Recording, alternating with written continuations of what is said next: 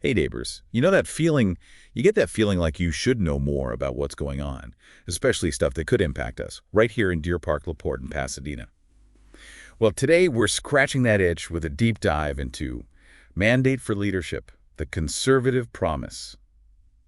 This document, it's basically a playbook of recommendations for, well, everything, from national defense to how our schools right here are run. It's like a sneak peek into what a potential future U.S. administration might prioritize. And to help us sift through all the policy jargon, I got an expert by my side. It really is a blueprint for action. More than just ideas, the mandate gets into the nitty-gritty of how a conservative administration could reshape the U.S. government. So before we get into the wood, let's talk about the who. Who are the brains behind this mandate? We've got two authors, each with a very specific background. Jennifer Hazelton has a long history in defense and international development, working with big names like the Department of Defense, USA, and even the State Department. Sounds like someone who knows their way around Washington. Exactly. And then we have Karen Kerrigan, a powerhouse advocate for small businesses and entrepreneurship. She's led the Small Business and Entrepreneurship Council for years and has advised policymakers across the globe. So not just academics theorizing, but folks who have actually been in the thick of it. I bet that really shapes their perspective. What's interesting is this mandate seems to echo a similar project from back in 1981, one that heavily influenced the Reagan administration. That's right. There are definitely some historical parallels here. And much like that 1981 project, these authors are making a bold claim. They argue America is on the wrong track, headed for decline, and that this mandate is the course correction we need. Decline, huh? That's a pretty loaded term. Before we jump to conclusions, let's unpack what they actually mean by that. At its core, the document argues that America's political and cultural elite have led the nation astray. They see this mandate as a way to shift course and get back on track, at least in their view. And they get really specific with their proposed fixes. We're not just talking about vague concepts here. They lay out detailed plans for how to change things. Some of their proposals are pretty eye-opening. Like they actually call for potentially eliminating the entire Department of Homeland Security. I mean, that's a huge part of our government, especially when you think about security concerns right here at home. It is a bold move. Their reasoning is that DHS has become bloated and inefficient since it was created after 9/11. They think going back to a system where certain functions are handled by pre-existing agencies, like we had before, would actually be more efficient. So less bureaucracy, more targeted action. I can see how that might appeal to some people. But wouldn't breaking up a department like that create new challenges? Coordination between agencies could get messy, and wouldn't there be a risk of gaps in our security? It makes you wonder what kind of impact it would really have on our community's safety. Those are definitely questions worth considering. The document doesn't fully address all the potential hurdles or unintended consequences. Well, one thing's for sure, they're not shying away from shaking things up. And they don't stop there. They also want a massive overhaul of the civil service system. The system that governs how government employees are hired and managed. They argue that the current merit system is broken, saying it no longer ensures we have the most qualified people in government positions.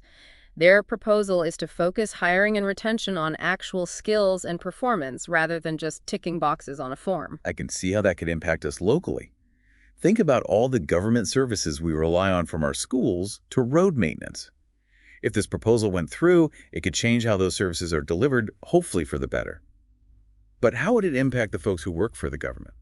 It's hard to say for sure. There would definitely be winners and losers in any major system overhaul. The document emphasizes that the goal is to create a more efficient and effective government, one that's more responsive to the needs of citizens.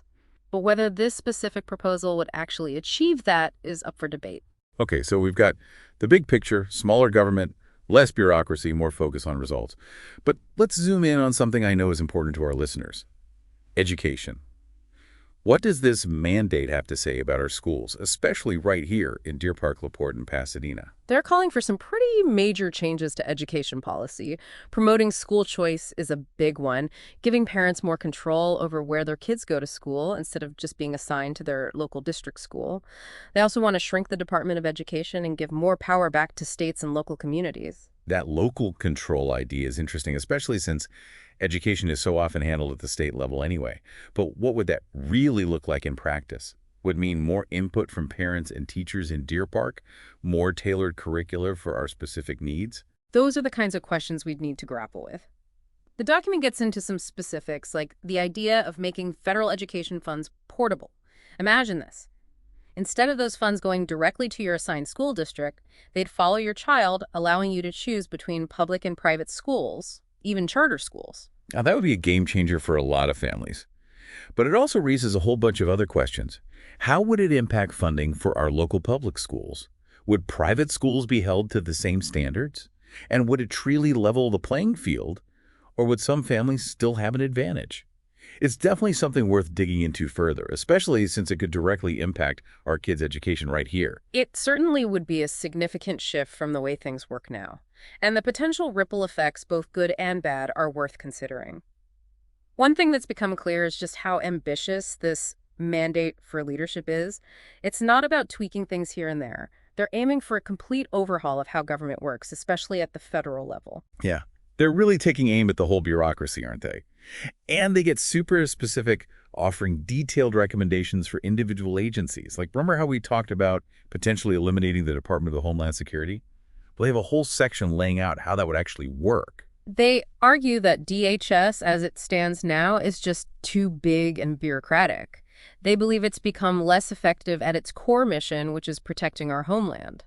Their proposal is to decentralize things, shifting some responsibilities back to the agencies that handled them before 9/11. Okay, but wouldn't that create a whole new set of challenges? I mean, getting different agencies to work together seamlessly, especially on something as critical as national security, that's going to be tough. And what about the risk of things falling through the cracks? Those are legitimate concerns, and the document does acknowledge the need for strong interagency cooperation, but it doesn't really delve into the specifics of how that would play out in reality. Would it actually streamline things and improve communication, or would it just create more confusion and red tape? Those are questions we'd need to explore further. Makes sense. Let's shift gears for a minute and talk about another agency that's always in the news, especially when it comes to our local economy here in Southeast Texas, the EPA. They have some strong opinions about how the EPA should operate, right? One of their main arguments is that the EPA should focus on its core functions, specifically protecting public health and the environment. They believe it's often overstepped its boundaries, implementing regulations that they see as overly aggressive and burdensome, especially for businesses. I can see how that would resonate with folks here in Deer Park, LaPorte, and Pasadena. We've got a lot of industries in our area that are heavily impacted by EPA regulations. Finding that balance between protecting the environment and supporting economic growth, that's a tough one. Absolutely. And the authors of this mandate seem to be pushing for more of a common sense approach, one that considers the economic impact of regulations, especially on small businesses. They also emphasize the importance of transparency, arguing that the science behind EPA regulations should be clear and accessible to the public. Transparency is key, especially when we're talking about policies that directly affect our community. People need to understand the reasoning behind those decisions, not just be told what to do. Speaking of things that hit close to home, let's talk about the Department of Education. What are their thoughts on education policy, especially as it relates to our schools here? As we mentioned earlier, they want to significantly downsize the Department of Education, shifting more power back to states and local communities. They argue that a one-size-fits-all approach to education just doesn't work, and that local communities are better equipped to understand and address the unique needs of their students. So more local control, more flexibility. I can see how that might appeal to some parents and educators here. But it also raises some questions.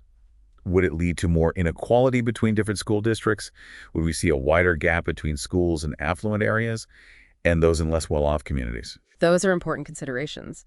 The mandate argues that giving more power to local communities would actually lead to more innovation and better outcomes for students.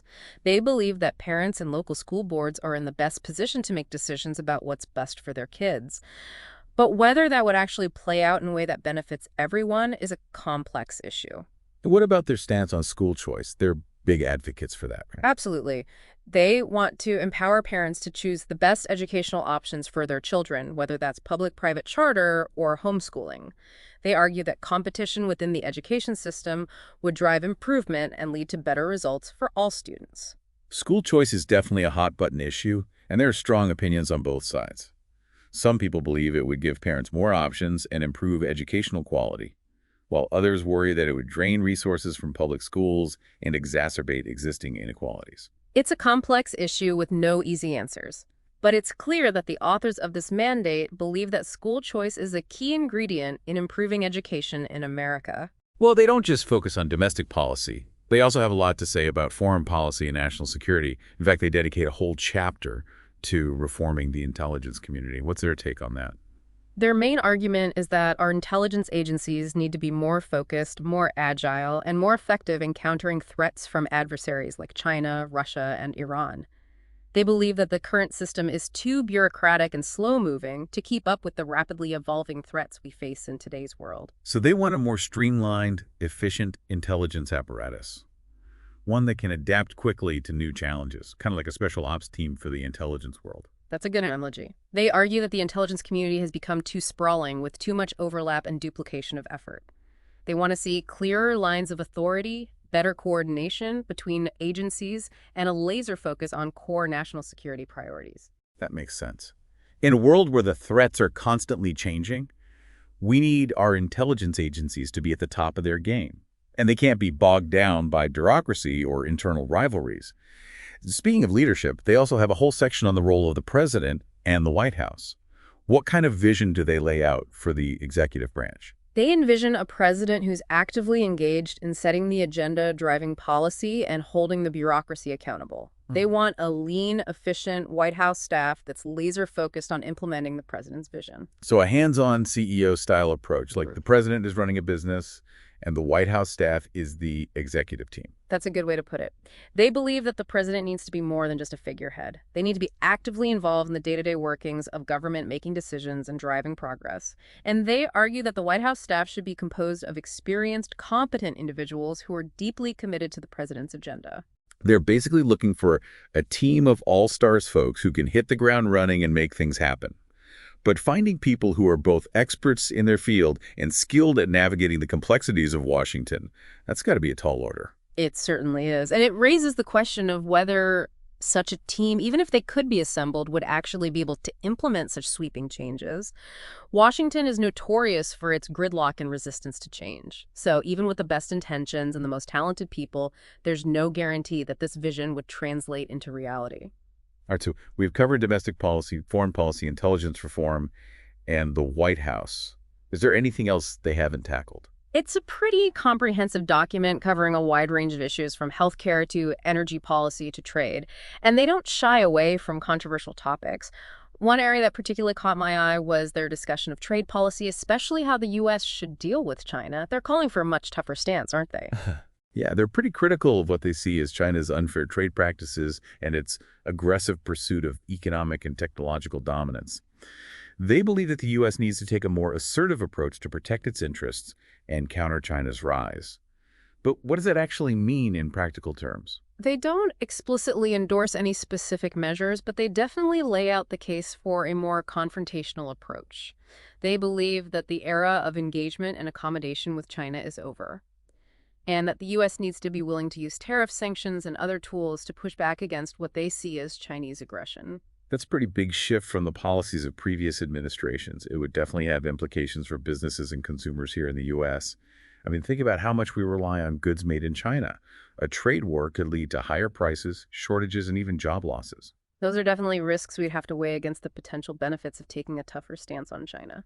It's a complex issue with no easy answers, and it's one that could have a significant impact on our local economy, especially for businesses that rely on imports or exports. Okay, we're about out of time for part 2, but before we wrap up, I want to touch on one more thing. The economy. What do they have to say about economic policy, especially when it comes to small businesses? Well, considering that one of the authors is a longtime champion of small business, it's no surprise that they dedicate a lot of attention to this issue. They start from the premise that small businesses are the engine of the American economy, and that the government should create an environment where they can thrive. They argue for tax cuts, deregulation, and policies that promote entrepreneurship and innovation. That all sounds good in theory, but what would it look like in practice? What specific policies do they recommend? They have a whole list of proposals, from simplifying the tax code to reducing regulatory burdens to making it easier for small businesses to access capital. They also call for reforms to the Small Business Administration, arguing that it needs to be more efficient and effective in supporting small businesses. That's something that I think resonates with a lot of folks here in Deer Park, LaPorte, and Pasadena. We have a lot of small businesses in our community, and they're the backbone of our local economy. Any policies that can help them grow and create jobs are worth considering. Absolutely. And they also emphasize the importance of free markets and competition. They believe that the government should avoid picking winners and losers, and that the best way to promote economic growth is to create a level playing field where businesses can compete on their merits. It's interesting, as we've been going through this mandate for leadership, it's become clear that it's more than just like a dry policy document. It's a statement about like values of vision for what America could be. Yeah, it lays out a roadmap for a particular brand of conservative thought. They're not just suggesting tweaks, they're aiming for a fundamental shift in the direction of the country. And one of the themes that keeps popping up for me is this idea of individual liberty and limited government. They seem to believe that the best way to empower people and boost prosperity is for the government to just step back and let individuals and businesses kind of pursue their own goals. That's right. They argue that excessive government regulation stifles innovation, discourages entrepreneurship, and ultimately holds everybody back. They see a smaller, less intrusive government as the key to unlocking individual potential and creating a more dynamic economy. And I think that message resonates with a lot of people, especially those who feel like they're just drowning in bureaucracy and red tape, right? They want a government that works for them, not against them. But how do they propose to actually achieve that? What are some of their specific policy recommendations? Well, they have a whole laundry list of proposals covering everything from taxes to healthcare to education. But one area they really hammer on is deregulation. They believe that we have way too many regulations and they're just strangling businesses, hindering economic growth. They call for a systematic review of existing regulations with the goal of eliminating those that are unnecessary or overly burdensome. That would certainly be welcomed by a lot of business owners. I can't tell you how many times I've heard people complain about being buried under mountains of paperwork and regulations. But wouldn't rolling back regulations also raise concerns about things like consumer protection and environmental safety? How do they address that? Well, they do acknowledge the need for some regulation to protect the public interest, but they argue that the pendulum has swung too far in the other direction. They believe that many regulations are overly complex, duplicative, or just plain ineffective. And they argue that these regulations often impose significant costs on businesses without providing any real benefits. So it's all about finding that sweet spot right, protecting the public without stifling economic growth. But how do you even define that sweet spot? It seems like there's always going to be a tension between those two goals. Absolutely. And the authors of this mandate believe that the best way to strike that balance is to rely on market-based solutions whenever possible. They argue that a free market, when allowed to operate freely, is the most efficient and effective way to allocate resources and promote innovation. They believe that government intervention should be a last resort, not the default. Okay, let's talk about another issue that's always at the top of everyone's mind. Healthcare. It's a complex and controversial issue and one that has defied easy solutions. What's their take on how to fix the healthcare system? Their starting point is that the current system is too expensive, too bureaucratic, and doesn't deliver the quality of care that Americans deserve. They believe that the solution lies in empowering individuals and families to make their own healthcare choices, rather than relying on a top-down, government-run system. So less government involvement, more individual choice. That sounds like a pretty significant departure from the way things are now. What would that look like in practice? They advocate for market-based reforms that would increase competition among healthcare providers, with the goal of driving down costs and improving the quality of care. They also want to give individuals more control over their healthcare spending through things like health savings accounts and tax credits for purchasing health insurance. I know those ideas are popular with many conservatives, but they also raise some concerns. What about people who can't afford health insurance? Would they be left behind in this system? And wouldn't giving people more control over their healthcare spending lead to some people making unwise choices, potentially jeopardizing their health? Those are valid concerns, and the authors of this mandate try to address them by arguing that a well-designed market-based system would actually expand access to affordable, high-quality care, particularly for those who are currently underserved. They argue that by injecting more competition and consumer choice into the system, we can create a more dynamic and responsive healthcare market that benefits everyone. It's a complex issue with no easy answers, but it's clear that the authors of this mandate have given it a lot of thought. And they're not afraid to put forward some bold, even controversial ideas. Exactly. They're challenging the status quo and pushing for fundamental reforms. Whether you agree with their approach or not, it's a valuable contribution to the ongoing debate about how to fix our healthcare system. Speaking of bold ideas, let's talk about their approach to education. We've already touched on their support for school choice, But they also have some interesting ideas about higher education, don't they? Yes. They argue that the current higher education system is too expensive, too bureaucratic, too focused on traditional four-year degrees. They believe that we need to create more pathways to success, including vocational training apprenticeships, other forms of non-traditional education. They see these alternative pathways as a way to provide students with the skills they need to succeed in the 21st century economy without saddling them with mountains of debt. I think that makes a lot of sense, especially in today's rapidly changing job market. Mm-hmm. Not everyone needs a four-year degree to find a good-paying job. And we need to do more to support those who choose to pursue vocational training or other forms of non-traditional education. But wouldn't shifting away from traditional four-year degrees also devalue the importance of a college education? That's a legitimate concern, but the authors of this mandate are not arguing against the value of a college education. They're simply saying that it's not the only path to success, and that we need to provide more options for students who are not interested in or not suited for a traditional college experience. They believe that by expanding the definition of higher education to include a wider range of options, we can create a more inclusive and responsive system that better serves the needs of all students. Okay, we've covered a lot of ground today, from national security to education to healthcare. It's been a fascinating deep dive into the world of conservative policy ideas. But what does it all mean for us here in Deer Park, LaPorte, and Pasadena? That's the million-dollar question, isn't it?